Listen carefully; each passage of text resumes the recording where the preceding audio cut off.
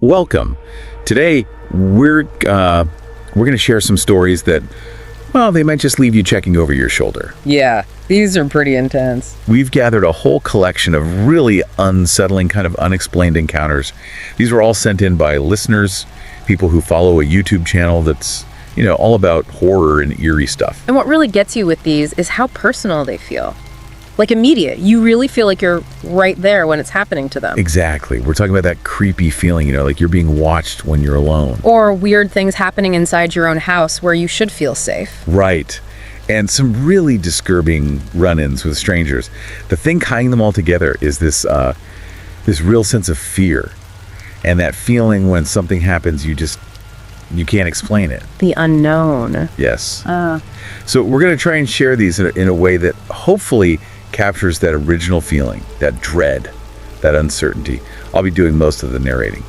And I'll jump in here and there, maybe point out some things that really stand out from these accounts. Okay, let's dive into the first one.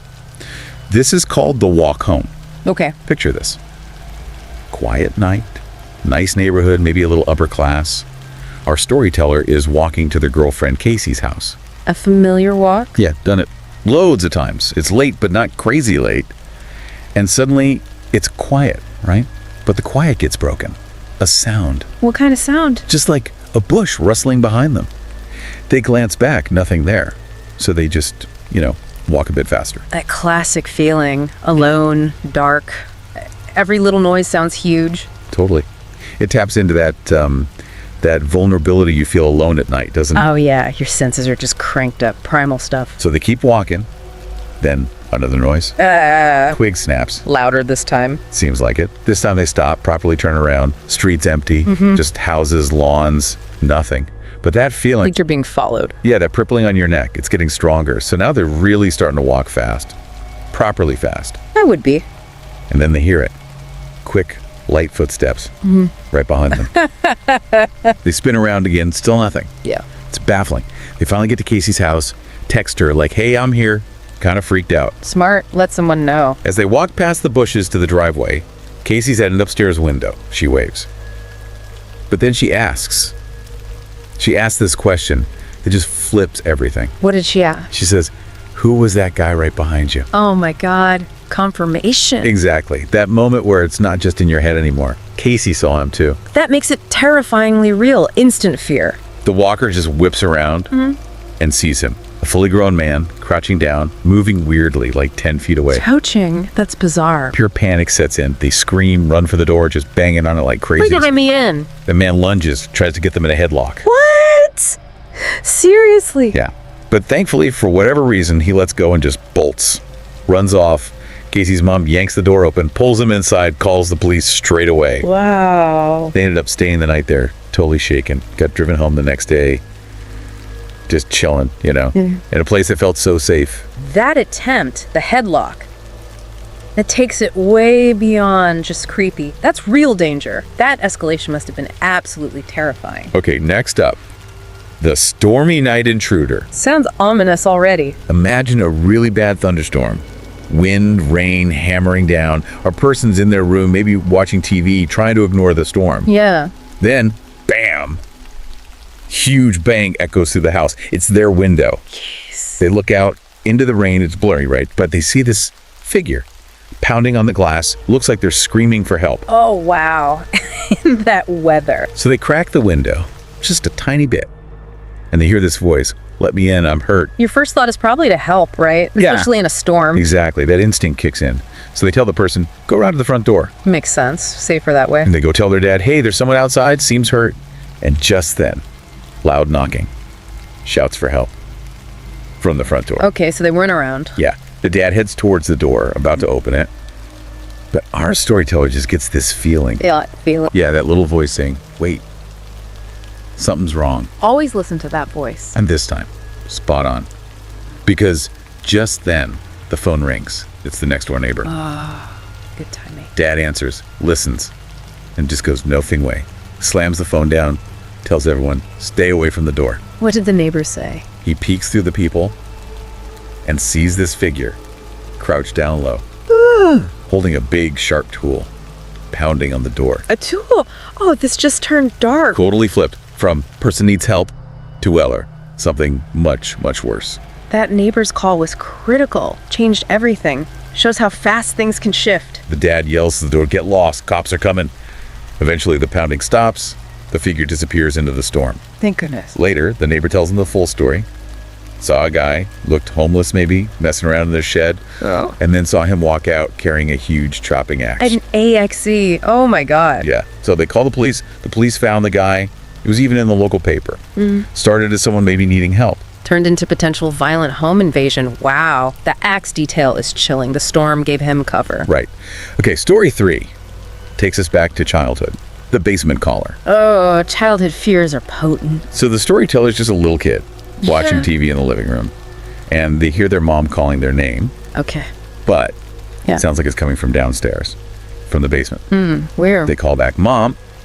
Nothing. Silence. A little while later, it happens again. Clear as anything. Mom's voice calling their name from the basement. That's eerie. So the kid, cautiously goes down to the basement. It's dark. They call out, "Mom! Mom!" She's not there. The basement's empty. That feeling, hearing a parent's voice where they shouldn't be, that's deep-seated fear for a kid. Totally. So they feel a bit silly, maybe. Think, okay, just imagine it. Start heading back upstairs. Yeah. And they hear it again. Mom's voice. Calling their name. Definitely from the basement. They just Oh, love it. come on. That's terrifying. They freeze. Halfway up the stairs. Stare down into the darkness. See nothing. Just pure black. And this wave of just horror washes over them. I bet. They bolt, run upstairs, crying for their mom. She comes down, totally confused. Says she wasn't calling at all. Did she check the basement? Yeah, she went down, checked everywhere, nothing. But the storyteller, they know what they heard, absolutely certain. Leaves you with that real, uncanny feeling, Yeah, those auditory things, especially familiar voices, super disturbing. Even if there's a rational explanation, the feeling sticks with you. That feeling of certainty. Okay, moving to a farm setting now. Farm trail stalker. Right. Our storyteller's grandpa is walking his dog, Sherry, Boston Terrier, is their usual evening walk, sunset time, on this dirt path next to the woods on their farm. Peaceful scene. Until they pass someone. A stranger wearing a hood, coming the other way. Sherry, the dog, does her thing, barks, pulls towards the stranger. Typical dog reaction sometimes. But the stranger just ignores him completely. Walks right by. You'd think, okay, that's it. But the dog's reaction. Sometimes they sense things we don't. Exactly. Because Sherry keeps looking back, keeps barking at the stranger, who hasn't kept walking. Oh. He stopped. And he's sort of lurking behind trees, watching them, stalking them. Okay, that's not good. Instant creep factor. Grandpa picks up the pace, right? Feeling uneasy. But then he hears it. Clicks. On the leaves, right behind him, inches away. Oh, man. Too close. Before he can even turn. Bam! Gloved hand clamps over his mouth and nose, cutting off his air. Can't yell. Whoa! Sudden attack in an isolated place? That's terrifying. That's Sherry. Good dog. Yeah. She just goes for it, bites the attacker's legs, whatever she can reach. Go, Sherry. It must have worked. Maybe loosened the grip just enough. Because Grandpa manages to get his hand free. Fumbles for his pepper spray. He had pepper spray. Smart. Yes. And he just lets loose. Sprays it right at the guy. Keeps spraying even after the attacker screams, "Let's go." Don't stop spraying. He doesn't. Attacker's screaming, surprised. Grandpa turns, doesn't hesitate, just sprints back to the house, Sherry right with him. Thank goodness for Sherry and the spray. Totally. Got away unharmed. Just shows danger can pop up anywhere, even familiar places. Preparedness was key there. And the dog's instinct, amazing. Okay, this next one, it takes a really dark turn. The abandoned house discovery. Abandoned houses are always creepy. Right. This is California. Two friends, they're 12. One's called Stevie D. They decide to explore this house that's been empty for ages. It's in a neighborhood known for Crip gang activity. Okay, adds another layer of potential danger. As they get close, Stevie points, "Look, a face in the window." In an abandoned house, that's immediately wrong. Super strange. Why would anyone be in this house? It's obviously derelict. Right, sets off alarm bells. So they get a bit closer and realize, okay, it's not a real face. It looks like a fake head, like, a mannequin head or Halloween prop. Okay, still weird. Means someone's been inside, broken in. Exactly. So the boys, being 12 and curious, maybe not thinking straight about the risks, Typical kids. they find an unlocked back door and they sneak inside. The living room just smells awful, Yeah. really foul. They see the fake head again sitting on a windowsill. One of them picks it up and drops it. Instantly. Yeah. Like recoils in horror. Why? What was it? It felt wrong. Sickeningly real, like actual skin. Oh, God. And then this dark, thick, liquid blood starts oozing out of it. Oh, no way. They realize it's not fake. It's a real human head. Oh, my God. For 12-year-olds, that's beyond horrific. Traumatizing. Their childhood exploring just got shattered by something truly gruesome, but it gets worse. How can it get worse? As they're standing there, probably in shock, they hear sounds, cracking noises from the ceiling, right above them. Rowan's upstairs. Sounds like it. Like someone's moving around. They don't wait to find out. They turn, they flee, get on their bikes, and just pedal as fast as they possibly can. Smartest move they could make. Get out. They found out later the head belonged to a victim of the Crips. Probably left there as a message. A gruesome warning. And the chilling part, whoever put it there, they might have still been in the house when the boys were inside. Jeez. That elevates it from finding something horrific to being in immediate mortal danger. Unbelievable. Yeah, that one's heavy. Okay, number 6, the late night visitor. Setting is a rural home. About 9 p.m., knock at the door. Late for a rural area visitor. Yeah, already a bit weird. Storyteller's mom answers. There's a man on the porch. He asks if she likes American-made products. Holds up a bottle of Clorox like it's a sample. Clorox sample Yeah, at 9 p.m. That's odd. very odd. The guy then says he's going back to his minivan. It's parked down the driveway to get a vacuum cleaner, another sample. A vacuum cleaner sample. This is getting stranger. As he turns to walk back to the van, the mom sees inside it, and her blood runs cold. Why? What did she see? 5 other men just sitting in the van, waiting. Whoa. Okay, red flags everywhere now. This isn't about Clorox. Her instincts just scream danger. She quickly tells our storyteller, go get your phone. They didn't have a landline. Good thinking. Need to call for help. But in the panic, they can't find the phone right away. Yeah. So instead, they grab a kitchen knife. Desperate times. Meanwhile, the mom acts fast. She takes the Clorox bottle, throws it out onto the porch, and yells at the group, get off my properties! I'm calling the cops! Assertive. Good. It worked. The group didn't argue, didn't push it. They just jumped in the van, sped off. Gone. Wow. Never saw them again. Just a really tense situation that could have gone very wrong, averted by quick thinking. Absolutely. The multiple people, the weird story. Definitely something sinister planned. Her reaction probably spooked them, made them cut their losses. Okay, let's head to the wilderness. Backcountry skiing encounter. Ooh, isolation. Adds tension. Totally. This is way out there, remote hills, not a resort. Our storyteller is skiing with a friend, but they get separated somehow. Happens easily in the backcountry. Down at the bottom of the hill, they run into another skier. This guy has his skis strapped onto an orange backpack. He seems friendly enough, starts asking about good runs, places to camp. Says he and his wife are looking for a spot near other people for safety, Asks if our storyteller can lead him to their camp. Asking to be led to your camp. A little forward, maybe. Yeah, our storyteller feels a bit uneasy. Yep. Something just feels off. But, trying to be helpful. They agree. That reluctance is important. Trust your gut. They try the walkie-talkie to reach their friend, let him know what's up. Just static. Nothing. Yeah. Bad sign. They hike towards the campsite. The stranger is, super thankful, almost overly so. But when the storyteller asks about his wife, what she is, he gets weird. Evasive. Doesn't really answer. Red flag number 2. Or 3. And then his whole demeanor changes. He stops being friendly. Starts acting. Intimidating. Oh, here we go. The switch flipped. Panic starts rising.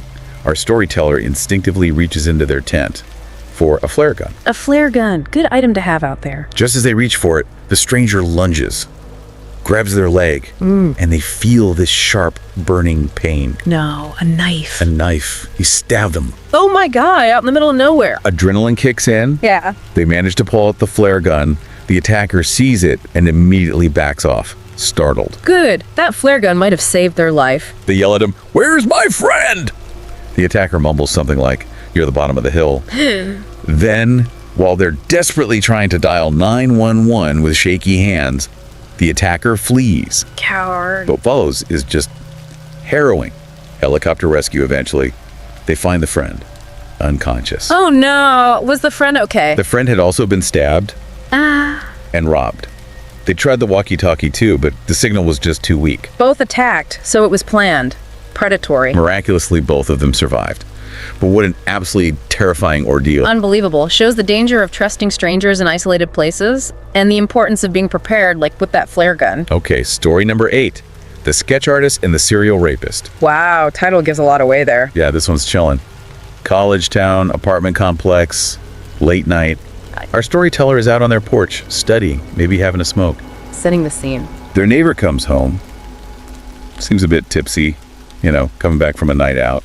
She barely gets her door closed when this strange man just appears, knocks on her door. Appears out of nowhere. That's suspicious, especially late. It's like 2:30 in the morning. He introduces himself, which at 2:30 a.m. to someone you don't know, weird. The neighbor clearly thinks it's odd. Very odd. And potentially dangerous, given her likely state. Our storyteller on the porch, they stay put, watching this unfold, keeping an eye out. Good neighbor. The man talks to the neighbor for like over 10 minutes, just keeps her there. And his behavior gets really creepy. He starts stroking her hair. Whoa, no. Crossing a major line there. And he's slowly, subtly trying to inch closer to her open doorway. Predatory. Textbook predatory behavior. Wow. Trying to gain access. Our storyteller sees this escalating, decides they need to do something, but maybe not confront him directly. So they make some noise, drop their textbook, shuffle papers, something deliberate. Smart. Let him know someone's watching. Disrupt the situation. It works perfectly. The man just stops abruptly and disappears. Vanishes as quickly as he appeared. Wow. That sudden disappearance is also weird. They call the police immediately. A few days later, both the neighbor and our storyteller go down in the station, work with the sketch artist. Okay. The sketch gets released. Yeah. And the police get tons of calls. People recognize him. So who was he? He was a serial rapist. His MO was targeting lone women coming home from bars, sometimes posing as a cab driver, then following them. Oh my god. She was his next target. She narrowly avoided it, thanks to that neighbor paying attention. Incredible. Highlights being aware of your surroundings and how community vigilance can actually stop predators. Wow. All right, number 9. The Craigslist basement. Craigslist encounters. Always a bit of a gamble. Right, this person went to buy a ping pong table from an ad, goes to the seller's house. First thing they notice inside, this weird smell, like cottony smoky. Odd smells are usually a bad sign in these stories. The man leads them down to the basement where the table is. Okay, normal enough so far. Wow. But then the guy says, oh, I gotta find the paddles, wait here, and goes back upstairs, leaving them alone in the basement. Leaving a stranger alone in your basement, also weird. And unsettling for the buyer. Yeah, definitely unsettling. So they wait and wait. He doesn't come back right away. They start getting curious, maybe a bit nervous, start looking around. Snooping time. They notice framed pictures on the wall. All of the seller. Alone. Except one picture with a dog.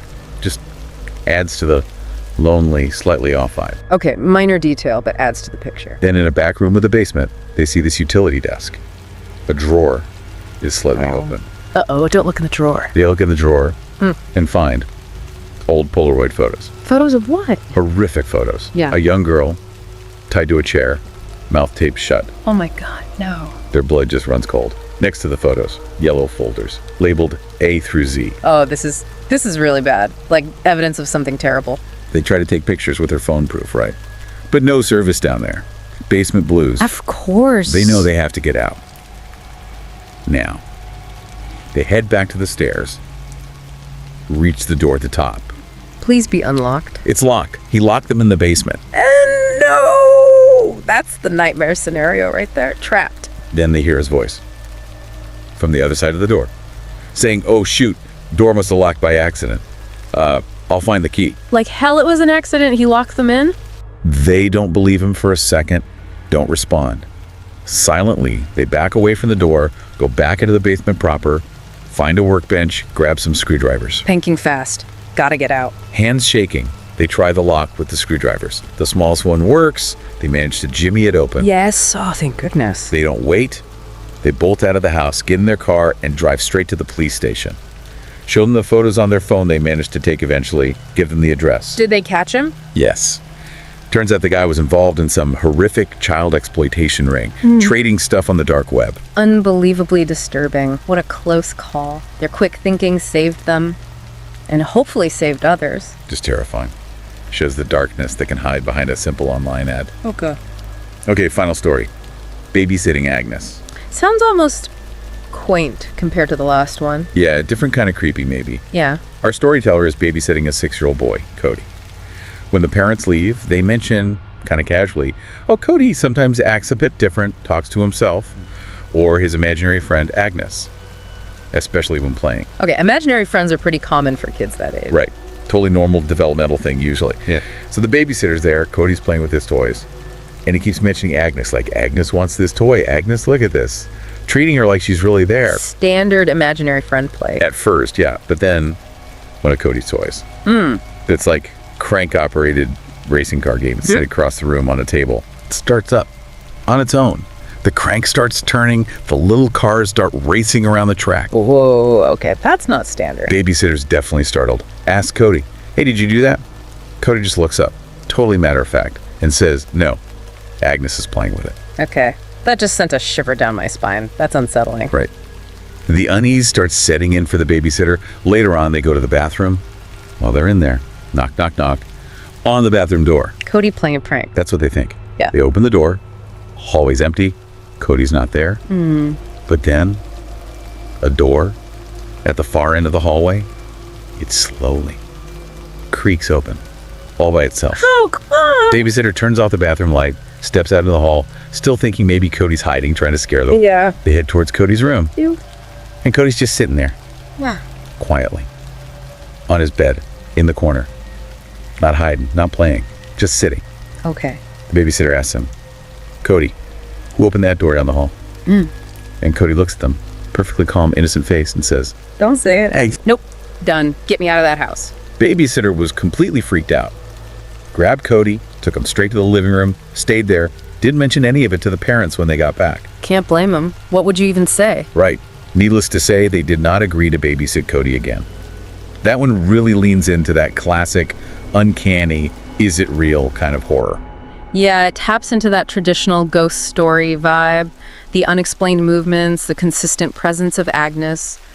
Genuinely eerie. Leaves you wondering. So, yeah, there's a range for you. A collection of really unsettling experiences. Definitely. From that gut-wrenching fear of being followed, To truly terrifying encounters with people who meant real harm. all the way to those things that just defy explanation, make you question reality a bit. These stories, because they're personal, they really show how vulnerable we can feel even in everyday life, and how that fear of the unknown can stick with you. They absolutely resonate. They're raw. Reminds you the world can be, well, stranger and more unpredictable than we like to think sometimes. Our sense of safety can be pretty fragile. Makes you think, doesn't it?